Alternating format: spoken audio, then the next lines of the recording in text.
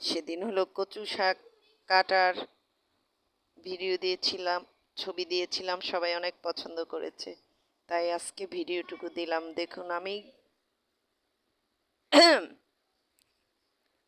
কিভাবে, এই যে দেখেন, কাটতেছি, কেটে কেটে সবগুলো জড়ো করতেছি। এবার বেশি হয় নাই, গতবারে এইখানে আরো অনেক বেশি হয়েছিল, আর এবার হলো ভালোগুলা কম আছে।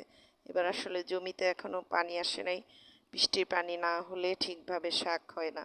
আবার জোকও ভয় পাচ্ছি, এজন্য সামনের দিকে যাচ্ছি না। আসলে নিজেদের বাড়িতে যদি ওই যে টুকিটাকি কচু শাক উপরে লাগানো থাকে তাহলে আর নিচে যাওয়া লাগে না। তো এই তো, আমার কিন্তু খুব ভালো লাগছে এগুলা কাটতে।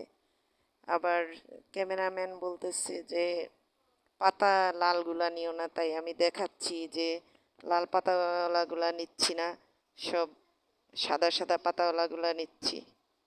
এই তো, এবারে হলো বেশি জমাতে অনেক টাইম লেগেছিল, কারণ আশেপাশে কম, আমার খুঁজে খুঁজে সেই কয়েকটাই নিতে হয়েছে। তো খুঁজে খুঁজে নিতে নিতে জমাতে বেশ টাইম লেগেছে।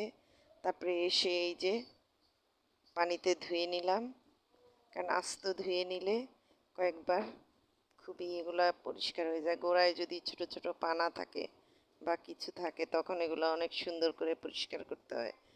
এরপরে এগুলাকে এই যে ডাল দিয়ে রান্না করতে বসিয়ে দিলাম খড়ির চুলায়। এটাকে মাটির চুলা বলা যাবে না, কারণ এটা হলো সিমেন্টের চুলা। তো অনেক দিন চুলাটা কালার টালার করা হয় না, এই জন্য মাটির মতোই দেখা যাচ্ছে।